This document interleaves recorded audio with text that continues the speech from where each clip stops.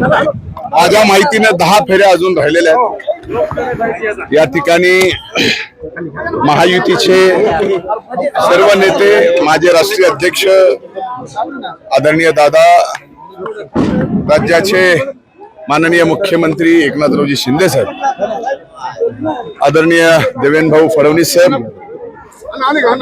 आणि माझ्या भगिनी पंकजाताई आणि माझे असंख्य लाखो जीवाचे सहकारी ज्यांनी ही निवडणूक पूर्णपणे हातात घेतली। आणि ज्यावेळेस आता पहिल्या 16 फेरीचा आपण निकाल पाहतोय, त्यावेळेस ही निवडणूक माझ्या जिवलग सहकार्यानेच हाती घेतली नव्हती, तर या परळी वैद्यनाथ मतदारसंघातील मायबाप जनतेनेच हाती घेतली होती। आणि जात पात धर्म याच्यावरती जी मागच्या काळातली निवडणूक झाली, ती सर्व यावेळेस जातीपातीचं धर्माचं राजकारण न करता विकासाच्या कर्तृत्वाच्या या ठिकाणी माग ही मायबाप जनता उभं राहिली। मी त्या मायबाप जनतेचे कायम शेवटच्या श्वासापर्यंत ऋणी ऐतिहासिक विजयासाठी 26व्या फेरीपर्यंत थांबावं लागेल। पण विक्रम होतोय, कारण आतापर्यंत परळी विधानसभा मतदारसंघाच्या इतिहासामध्ये किंबहुना रेणापूर विधानसभाच्या मतदारसंघामध्ये ज्या विजयी उमेदवारांनी मतं घेतलीत, त्यामध्ये आताच तुम्ही दुप्पट मतं घेतली, तिथे 10 फेऱ्या आणखी मोजणं बाकी आहे। 16 फेऱ्या झाल्या।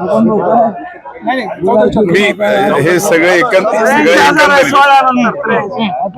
हे सगळा निकाल आतापर्यंत जे दिसतोय ते नक्कीच एक ऐतिहासिक विजयाकडे वाटचाल आहे। पण 26व्या फेऱ्यानंतर हा विजयाची वाटचाल जी आहे त्याच्यावरती शिक्कामोर्तब होणार आहे। 200हून अधिक सीट राज्यामध्ये मी पहिल्या दिवसापासून प्रचार जसा लागला आपल्या सगळ्याला सांगतोय की महायुती सत्तेत येणार, क्लीन स्वीप येणार, हे माझा शब्द आहे, क्लीन स्वीप येणार।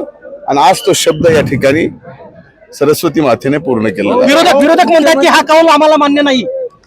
आता हो का, काही जरी केलं तर त्यांना मान्य नाही। आता ही मतमोजणी सुद्धा थांबवा म्हणून हायकोर्टात पिटिशन, मला वाटतं की 288 मतदारसंघात फक्त परळीच आहे की ज्याची मतमोजणी थांबवा म्हणून पिटिशन हायकोर्टात केलं। याच्यावरून त्यांची मानसिकता बघा, ते सकारात्मक मानसिकतेतून निवडणूक लढण्यासाठी आलेलेच नाही।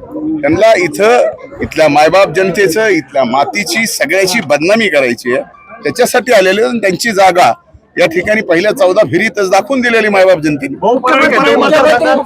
यांनी मोठी ताकद लावली होती तुम्हाला पराभूत करण्यासाठी। हो, ते जी ताकद लावली होती त्याच्यानंतर इथली मायबाप जनता काय करते हे आता